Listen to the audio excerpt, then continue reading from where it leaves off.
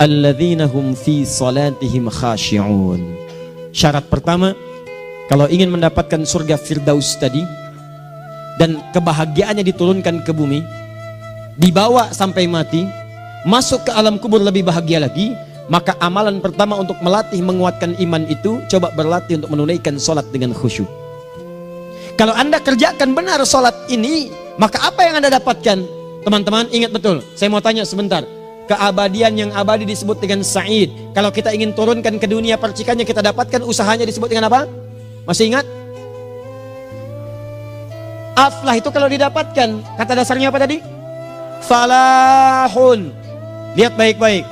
Kata Allah dalam Al-Quran tadi, kalau ingin mendapatkan falahun, amalan pertama sholat. Makanya ketika dipanggil sholat, kalimat falah dilekatkan pada panggilan sholat. 5 kali diingatkan. Begitu muadzin kemudian azan memanggil Anda, hayya 'alas shalah. Anda bertanya, ya Allah kenapa kami mesti sholat? Dijawab, hayya 'alal falah. Yuk, pagi ayo. Yang sejati datang sini. Belum dapat sujud, belum dapat ruku, saya berikan. Makanya ketika orang sholatnya benar, dia akan mendapatkan 5 keutamaan. Saat di dunia nih, belum ke akhirat, 5 keutamaan yang tidak diberikan pada orang yang tidak sholat. Atau orang sholat tapi sholatnya nggak khusyuk. Sebab syarat mendapatkannya khusyuk. Alladzina hum fi sholatihim khasyi'un. Bukan alladzina hum fi sholatihim saja, tapi ada kalimat khasyi'un. Artinya yang tidak khusyuk saja nggak akan dapat, apalagi yang nggak sholat. Apa yang 5 ini? Lihat baik-baik. 1. Orang yang sholatnya benar, pertama kali sebelum mendapatkan kebahagiaan hakiki dari Allah Subhanahu wa Ta'ala, akan dirubah dulu perilaku hidupnya menjadi perilaku yang lebih baik. Kalau orang itu sholatnya benar, maka sholat itu akan melatih dia untuk berubah, bertransformasi jadi orang baik. Itu ada di Quran surah ke-29 ayat ke-45. Innas sholata tanha 'anil fahsya'i wal munkar. Sumber keburukan cuma 2, kalau bukan fahsya itu munkar. Maaf, pornografi, porno aksi, LGBT, kata-kata jorok, kotor itu fahsya. Di orang sholat kata Allah, mustahil berkata-kata kotor. Orang sholat tidak akan pernah mencela. Orang sholat tidak punya kata-kata jorok. Jadi kalau ada sekarang orang yang sholat senang mencela orang lain, itu berarti ada masalah dalam sholatnya. Dan dia belum dijamin sebagai ahli surga terbaik. Dan hidupnya nggak bahagia. Nggak bahagia. Aneh nih. Sholat tapi senang celah orang. Aneh. Aneh. Yang paling bahaya adalah menikmati celahannya. Itu yang paling aneh. Anda ngaji. Anda ikut taklim. Taklimnya sesuai Quran. Taklimnya petunjuk sunnah. Anda sholat, Anda puasa. Tapi Anda masih senang mencela orang lain. Dan menikmati celahan itu. Kalau nggak mencela, kayaknya nggak komplit kehidupan. Maka ada yang salah dengan ibadah Anda. Ada yang keliru. Karena mustahil taat bertemu dengan maksiat. Itu mustahil. Mungkar, keburukan yang diingkari oleh hati. Sumbernya nafsu perut dengan akal. Bohong, mencuri, menipu, membunuh, merampok, membegal, mabuk dan sebagainya. Itu namanya mungkar. Orang sholat gak mungkin mengerjakan mungkar. Jadi kalau sholat kita benar, cukuplah Anda sholat, maka Anda akan jadi orang baik. Makanya kata Nabi, Anda punya anak dari kecil ajarin sholat. Sholat, kalau naik jadi balik, kerjakan terus. Kasih pelajaran membuat dia mengerti. Kalau masih susah, berikan pelajaran. Ini sering diterjemahkan dengan memukul. Mukul di Arab beda dengan konteks mukul sekarang. Mukul di Arab tuh ngasih pelajaran supaya ngerti. Anda bisa terjemahkan dengan konteks lain. Uang jajannya tahan, yang kesukaannya simpan dulu. Bisa dengan konteks kekinian. Tapi poinnya, kenapa anak Anda dari kecil ajarin sholat, sampai kenalkan dengan masjid, ajari 3 tahun bawa ke masjid, kenalkan dengan masjid. Gak ada masalah lari-lari itu sebelum waktu sholat. Kenalkan dulu. Dulu orang-orang tuh begitu, sebelum waktunya dikenalkan, jalan, begitu lari, biarin dulu. Setelah itu diberi pengertian. Nah, ini bukan tempat berlari, yang berlari di sana nanti, yang di sini nanti akan ada orang-orang baik semuanya. Terus Anda lihat berbaris, baris rapi. Kalau pengen baik, ikutan baris nanti.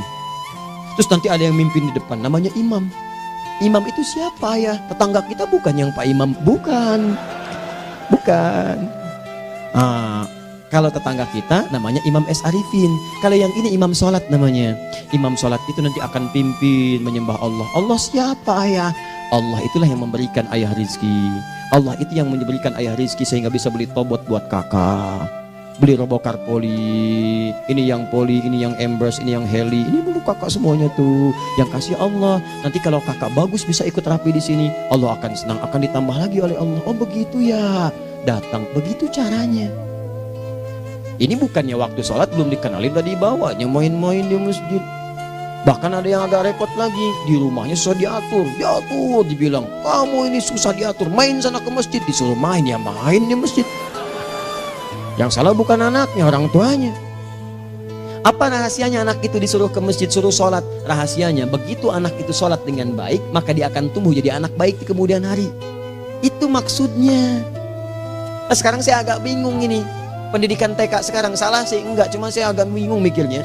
Ini anak belum diajarin sholat, udah diajarin manasik.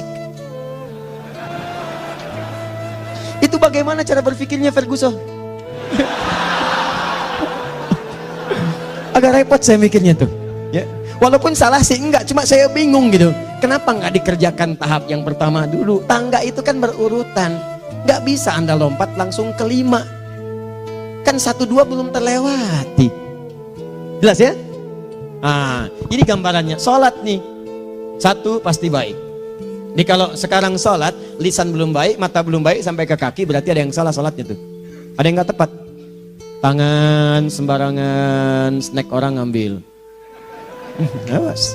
Tuh sendal orang, mau wudhu nggak ada sendal, pakai sendal orang. Udah bilang belum?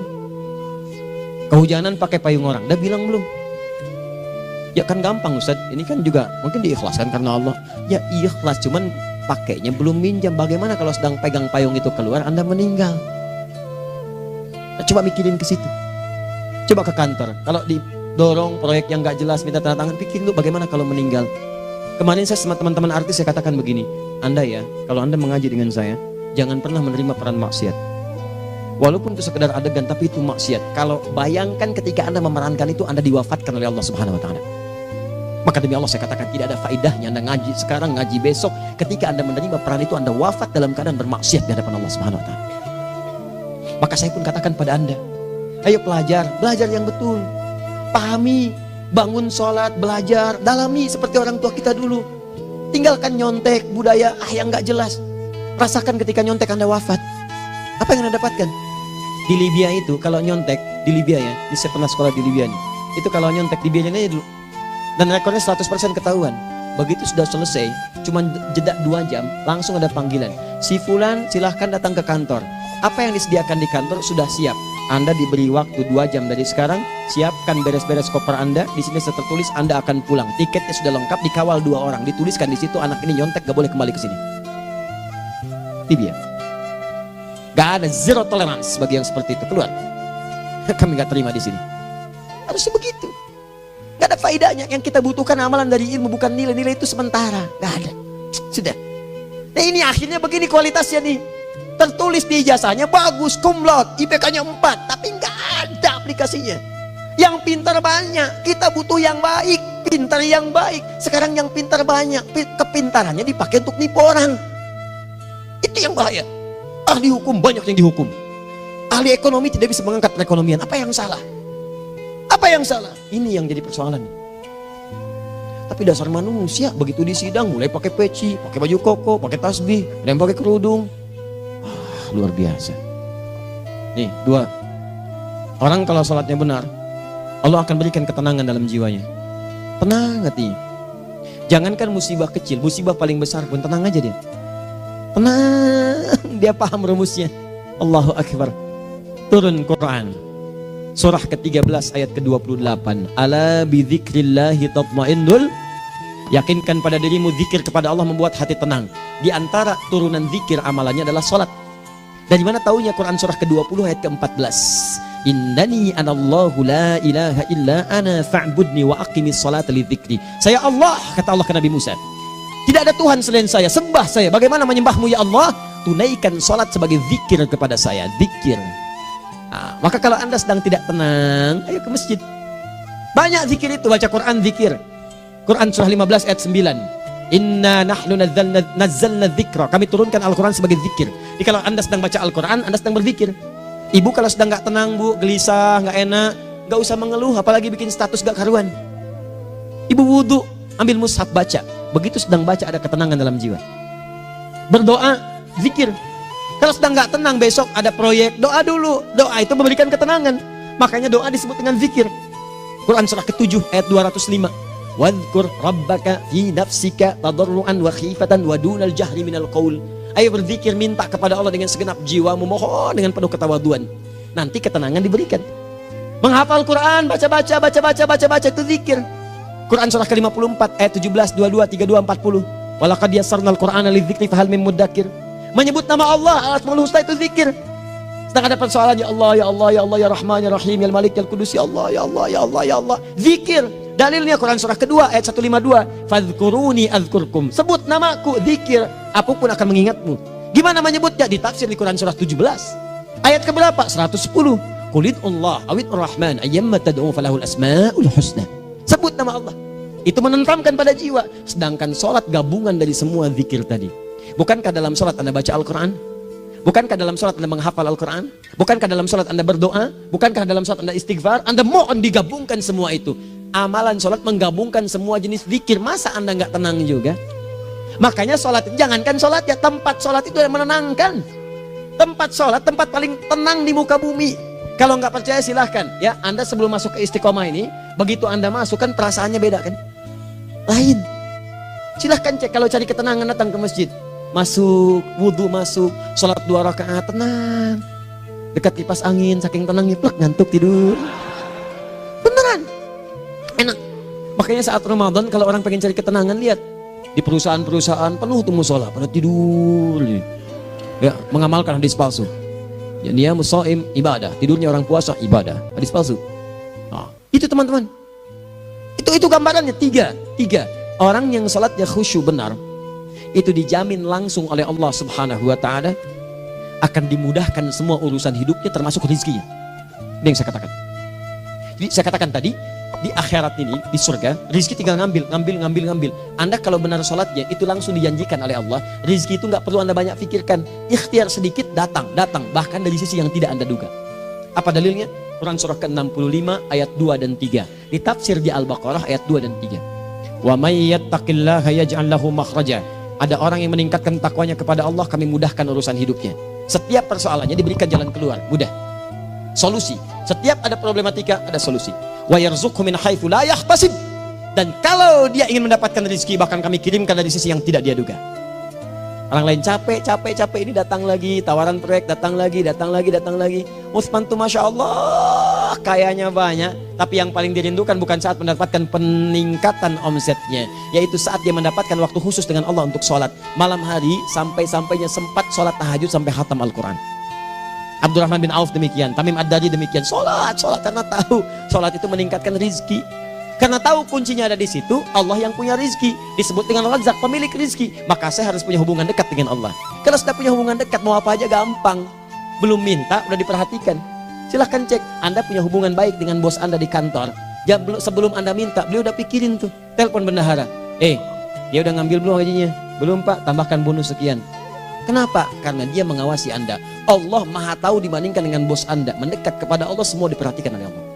Siapa orang takwa itu? Kalimat takwa pertama di Al-Quran Al-Baqarah ayat 2, amalannya ayat 3. Dzalikal kitabu la raiba fihi hudal lil. Siapa mutakin itu? Ayat 3-nya. Alladzina yu'minuna bil ghaib wa yuqimunas shalah. Gampang. Kalau pengen mudah hidupnya gampang. Biaya nggak mahal, tenaga nggak banyak, tingkatkan takwa nih. Jadi kalau hidup Anda masih susah, di kantor champion, di rumah tangga bermasalah terus, atau sebaliknya, maka boleh jadi kalau gelar Anda tinggi, harta Anda banyak, tapi selalu punya masalah. Bukan Anda kurang hebat, bukan Anda kurang kedudukan, bukan Anda kurang kaya, Anda kurang takwa. Dan yang paling dahsyat, mungkin sholat Anda belum berkualitas. 4. Orang yang sholatnya benar, khusyuk dia. Bahkan saat sholat itu kalau dia minta, maka seketika doanya akan dikabulkan. Tanpa diskusi, langsung seketika. Contoh, Quran surah ketiga ayat 38 sampai 39. Demi Allah saya katakan, Nabi Zakaria punya masalahnya pelik. Sudah berumah tangga, istrinya divonis monopos, maaf bahkan mandul. Gak mungkin punya keturunan. Maka apa yang beliau kerjakan? Secara singkat beliau sholat. Begitu sholat minta kepada Allah. Hunalika da'a Zakaria rabbah. Di mihrab itu beliau bermohon kepada Allah. Bermohonnya sambil sholat. Qala rabbi habli min ladunka dzurriyyatan thayyibah innaka sami'ud du'a. Ya Allah, mereka katakan saya nggak mungkin punya keturunan. Sekarang saya ingin katakan, ya Allah, saya hanya minta darimu saja, saya nggak akan dengarkan mereka. Ya Allah, mohon engkau maha mendengar, ya Allah. Maha mendengar doa saya. Kalau kepada yang maha mendengar aja nggak mengabulkan, kepada siapa lagi saya mesti minta? Apa yang terjadi? Fanadatul malaikat wa huwa qa'imun yusolli fil mihrab. turun malaikat mengabarkan, sedangkan beliau masih sholat, belum selesai dalam sholatnya. Sholat khusyuk itu belum selesai sholat aja dikabulkan, doa sudah turun. Sholatnya belum selesai, doa sudah dikabulkan. Annallaha yubashshiruka bi Yahya. Allah kasih kabar gembira, doa kamu didengar, dikabulkan, kamu akan punya anak, namanya langsung dari Allah Yahya, artinya hidup yang mustahil menurut manusia. Lahir seorang dari rahim perempuan yang menepus dan mandul, bayi yang hidup, kata Allah nggak ada yang mustahil bagiku, jadi dan jadi dia. Berita baiknya, Nabi Zakaria sholat dikabulkan. Umat Nabi Muhammad sebelum sholat sudah ditunggu oleh Allah, mau minta apa, aku kabulkan sekarang. Hadisnya qudsi, saya bacakan. Hadatsana qala Rasulullah sallallahu alaihi wasallam qala Allahu azza wa jalla qasamtu shalah baini wa baina abdi. Kata Allah, saya bagi dua ya salat antara aku dengan hambaku. Wali abdi ma sa'ala. Kalau hambaku benar salatnya, aku berikan apapun yang dia minta sekarang. Idza qala al-abdu alhamdulillahi rabbil alamin. Bagian pertama, kalau hamba benar nih baca Al-Fatihahnya dari alhamdulillahi rabbil alamin, kalau Allah azza wa jalla dijawab oleh Allah, hamadani abdi, hambaku sedang memujiku. Wa idza qala ar-rahmanir rahim, jika hambaku berkata ar-rahmanir rahim, qala Allah azza wa jalla athna alayya abdi, hambaku sedang menyanjungku. Wa idza qala maliki yaumiddin, qala Allah azza wa jalla majjadani abdi, kalau hambaku mengatakan maliki yaumiddin, kata Allah hambaku sedang mengagungkanku. Perhatikan sekarang. Wa idza qala al-abdu iyyaka na'budu wa iyyaka nasta'in, jika hambaku berkata sekarang, ya Allah, kami sekarang ibadah, sholat menyembahmu, dan kami sekarang sedang punya masalah, kami hanya minta tolong kepadamu ya Rabb. Apa jawabannya? Beda dengan sebelumnya. Kata Allah, hadza baini wa baina abdi, inilah perjanjian antara aku dengan hambaku. Wali abdi, kalau hambaku benar khusyuk sholatnya sampai detik ini, baru sampai Al-Fatihah itu pun belum tuntas, baru sampai Al-Fatihah itu pun belum tuntas. Kalau benar bacaannya betul, sholatnya dari takbir sampai dengan selesainya, sampai ayat itu iyyaka na'budu wa iyyaka nasta'in, kata Allah, masalah apapun yang dia minta sekarang aku akan kabulkan. Besok saya kasih rahasia yang di KBP ada awal pembuka di awal sebelum Al-Fatihah, yang kalau anda benar bacanya itu pengantar kepada pengabulan doa di Al-Fatihah. Apa itu? Besok 5. Yang kelima ini yang paling diharapkan, dan ini penutup dalam kajian kita malam ini. Teman-teman sekalian, perhatikan baik-baik. Jika anda benar mengerjakannya, maka Allah akan jamin langsung anda akan mendapatkan kesuksesan dan kebahagiaan di semua aktivitas anda. Kalau jadi suami, suami yang sukses, rumah tangga yang bahagia. Kalau jadi pegawai, pegawai yang sukses, dan di kantor bahagia. Masih ingat? Kesuksesan yang menghadirkan kebahagiaan, konteksnya dunia disebut dengan falah, dipegang disebut dengan aflah. Dikembalikan lagi ke atas, ke surah ke-23 ayat 1 dan 2. Qad aflahal mu'minun. Apa amalannya? Alladzina hum fi salatihim khashi'un. Persoalannya, kalau anda sholat belum mendapatkan satu di antara 5 ini, apa masalahnya? Pertama masalahnya, kata Al-Quran, boleh jadi yang sholat itu belum khusyuk. Apa itu khusyuk? 2 maknanya, dan saya tutup di sini. Apa yang 2 itu? 1, kebanyakan orang sholat masih membawa dunia dalam sholatnya. Makanya kalau pengen khusyuk, kata Allah, maka anda rasakan akan bertemu Allah. Rumusnya Quran surah kedua ayat 45 sampai 46. Rasakan secara singkat, mungkin itu sholat terakhir yang anda akan kerjakan dalam kehidupan. Mungkin di sholat itu anda wafat. Kata Allah, alladzina yadhunnuna annahum mulaqu rabbihim. Orang khusyuk itu sudah kelihatan dari sebelum sholat, dia sudah merasa persiapan menghadap Allah. Persiapan ke manusia aja, dia sudah siap-siap, mandi dulu, ganti pakaian, pakai parfum, macam-macam dan sebagainya, hanya memenuhi undangan manusia. Allah mengundang anda 5 kali dalam sehari. Ya maaf, mengabulkan doa anda, mencukupkan kebutuhan, menyembuhkan kalau sakit, disiapkan anda. Harusnya apa? Penampilan sempurna. Kata Quran, orang khusyuk itu kelihatan sebelum sholat, pakaiannya kelihatan. Quran surah 7 ayat 31, ya bani Adam khudhu zinatakum inda kulli masjid. Hai anak cucu Adam, kalau tiba panggilan dari masjid, kenakan pakaian terbaikmu. Di anak cucu Adam tuh kelihatan. Kalau orang khusyuk, begitu adzan kelihatan pakaiannya lain, pakaiannya indah. Khudhu zinatakum, kenakan pakaian terbaikmu. Dipakai, bertemu Allah, bertemu manusia aja pakaian bagus-bagus. Ini aneh ya, ada orang salah ibadah aja, orang salah ibadah pakaiannya bagus-bagus. Lihat nih hari-hari tertentu, besok tuh orang mau ke tempat masing-masing tuh, ada yang pakai jas, pakai dasi, pakai batik, pakai kebaya, anaknya dibawa, dikuncir 2, bawa manisan macam-macam. Mau salah ibadah aja tampilan bagus. Masa antum yang benar ibadahnya nggak bagus? Bedakan pakaian futsal, pakaian sholat ganti dengan yang sholat. Ini gimana pakaian sholat pakai pakaian futsal? Depannya gambar Messi, belakang Ronaldo. Repot. Malaikatnya juga bilang, kamu salah baju, harusnya Luka Modric.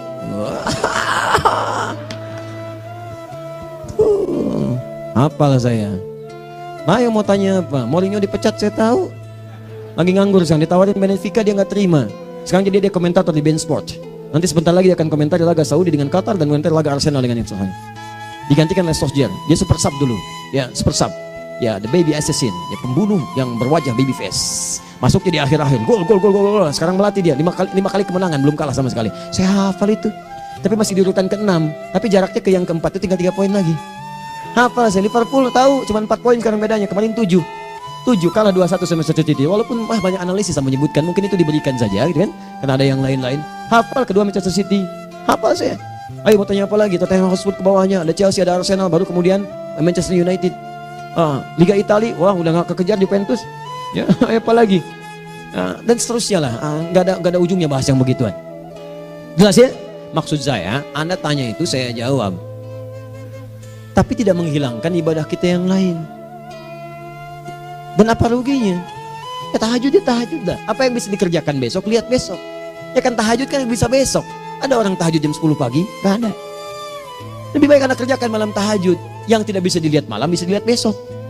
Cara berpikirnya bagaimana kalau besok meninggal, gak kesampaian teman-teman sekalian, gak kesampaian. Nah maka dari itu, Anda kalau mau ada panggilan sholat, siap-siap baju yang bagus, itu sempurnakan. Anda panggilan orang mandi, panggilan Allah, buka Quran surah 5 ayat 6, sempurnakan wudu. Ya ayyuhalladzina amanu idza qumtum ila shalah faghsilu wujuhakum, wudu yang baik, berpakaian yang rapi. Kenapa? Karena boleh jadi saat dipanggil Anda wafat saat itu. Maka wafat Anda dalam keadaan yang suci, dengan keadaan tobat, dengan pakaian terindah pada saat itu. Yang kedua, maaf, orang-orang kurang khusyuk itu saya tutup. Yang kedua itu karena kebanyakan orang sholat tidak paham, tidak mengerti apa yang dibaca dan dilakukan dalam sholatnya. Jujur pada diri sendiri, jawab pada diri Anda. Sampai sekarang Anda sholat, berapa persen bacaan sholat yang Anda pahami? Jangan-jangan selama ini Anda sholat ribuan kali sujud, ribuan kali ruku, gak ada yang paham yang dibaca. Sekian persen yang paham, bagaimana sholat Anda bisa khusyuk? Pekerjaan Anda dipahami, urusan akhirat Anda gak dipahami. Di mana cara berpikirnya? Aku yang bagaimana atau engkau yang harus bagaimana? Ya, coba berubah. Nah ini baru satu amalan, belum yang lainnya.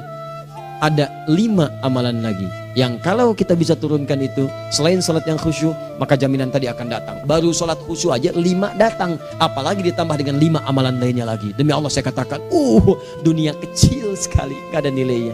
Akhirat aja enak, nikmat. Saya ketemu Ustaz Arifin beberapa waktu lalu, dan kita doakan semoga Allah berikan kesembuhan, kesehatan. Saya datang, biasa kita adamin berdoa, duduk. Bang istirahat, bang butuh istirahat, umat udah nunggu. Dah gak usah mikir yang lain, karena beliau cerita masjid, cerita zikro, cerita mana. Ya insya Allah. Nitipin ini, nitipin itu dan seterusnya. Dan yang paling indah adalah, bang kita saling panggil weekend. Nikmat, gak ada yang senikmat ini. Zikir, Allah, doa. Nah bayangkan sakit tapi masih nikmat gitu.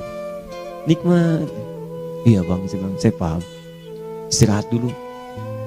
Banyakkan nanti orang jengkuk. Saya pamit dulu ya, supaya bisa istirahat, supaya tenang. Lama kita pegangan tangan, ngobrol, saling mendoakan. Itu nikmat. Dan cara berpikirnya kalau sudah pakai iman, semua nikmat. Ada uang nikmat, gak ada uang nikmat, sakit nikmat. Karena cara berpikirnya lain. Nanti kita bertemu lagi, saya terangkan pada Anda. Dan saya contohkan satu kisah. Bahkan ketika ada orang yang diuji Allah dengan ujian yang sangat luar biasa, yang menurut sementara orang itu ujian sangat luar biasa menggetarkan jiwanya dan susah untuk bertahan, tapi orang ini nikmat saja menjalaninya. Nikmat. Ada yang di rumah tangga, ada yang di macam-macam. Contohnya banyak. Satu contoh saya berikan di malam ini. Satu kali suami istri, wah luar biasa. Istrinya itu cerewetnya Pak, bukan cuma cerewet, ngeselin bagi suaminya. Maaf Bu ya, bukan ibu maksudnya. Jadi semua yang dikerjakan suami salah. Pengen mangga, ayah kalau kita sekarang dibeli mangga. Kenapa mangga yang ini? Saya pengennya mangga yang lain. Belikan mangga. Kenapa beli mangga aja? Jeruknya mana? Jeruk. Semua. Pokoknya semua yang kerjakan suami salah. Tapi suami tidak pernah mengeluh. Ini kerjakan, itu kerjakan. Satu kali, perhatikan cara memandangnya. Ketika iman sudah masuk ke dalam jiwa. Kata temannya, akhi, istri kamu ini begini, nyusahin kamu. Kenapa kamu gak cari yang lain? Kan gampang ada syariat. Udah pisahin aja, cari yang lain. Kamu tenang ibadah. Apa jawabannya? Hey, Allah sudah turunkan surga ke saya lewat dia. Kenapa kamu meminta saya untuk menjauhinya dan meninggalkan surga saya? Di cara melihat dia, bukankah ketika ada berbagai keluhan saya sabar? Bukankah sabar mendekatkan saya ke surga? Allah kirimkan tipikal istri seperti ini supaya mendekatkan saya ke surga. Dengan itu kan saya banyak pahala. Saya sabar, pahala banyak. Sudah Allah berikan pahala kepada saya. Kamu malah nyuruh saya untuk berpisah dengan pahala itu. Perhatikan cara berpikirnya. Indah. Kalau rumah tangga seperti ini semuanya enak. Suaminya biasa-biasa, istrinya cantik, luar biasa. Begitu berdandan kelihatan kata suaminya, Masya Allah, wajahnya tak berpaling, mata tak berkedip. Kata istrinya, ya zauji madzabik, sayang kamu kenapa? Wallahi syakiran lillah bihadari, demi Allah aku bersyukur mendapatkan istri secantik kamu. Kata istrinya, nahnu fil jannah zauji, kita berdua di surga. Kata suaminya, kok bisa begitu jawabanmu? Iya, kamu bersyukur dengan keadaanku, aku bersabar dengan keadaanmu. Catat. Bukankah orang syukur dan sabar di surga? Tuh lihat, canda-canda orang-orang soleh itu begitu. Nikmat ketawa walaupun nyelekit di hati. Cuman bawaannya enak gitu. Nah, nanti itu ada tuh, nanti saya turunin tuh. Yang di rumah tangga, yang ini, yang itu nanti. Kapan? Pertemuan berikutnya. Ya, jadi kita cukupkan dulu di malam ini apa yang kita pelajari supaya nanti nggak terlampau banyak kita dapat materi. Cuma sayang sedikit mengamalkan. Saya sudah tuangkan di sini. Banyak saya tuliskan termasuk di keluarga, di macam-macam. Ini saya tulis tapi silahkan Anda baca. Kalau ada manfaat silahkan dapatkan. Kalau ada yang kurang silahkan sampaikan untuk dikoreksi. Semoga Allah muliakan kita semua insya Allah. Sekali lagi, perbaiki hidup. Jangan banyak mainnya. Dan sudah, jangan banyak membuang dengan yang sia-sia apapun yang dihadapi. Sekali lagi, tolong jaga kondusivitas, bantu negara kita, ketertiban, keamanan. Kalau saya menyampaikan sesuatu ada singgungan dengan yang kekinian, itu maksudnya koreksi masukan-masukan supaya diperbaiki. Tapi tetap dalam urusan pemilihan kita punya pilihan masing-masing yang tidak boleh dipaksakan. Jelas ya? Baik, jadi ya saya sampaikan sekali lagi. Pertama, pilih mana? Anda dipaksa harus ikut, atau yang kedua, kita bebas memilih sesuai. Dah. Sudah ya. Jadi kita akhiri. Subhanakallahumma bihamdika asyhadu an la ilaha illa anta astaghfiruka wa atubu ilaik. Wa akhiru da'wan alhamdulillahirabbil alamin. Berjumpa besok sesi terakhir fikih ikhtilaf di Masjid Ar-Rahman Kota Baru Parahyangan. Assalamualaikum warahmatullahi wabarakatuh.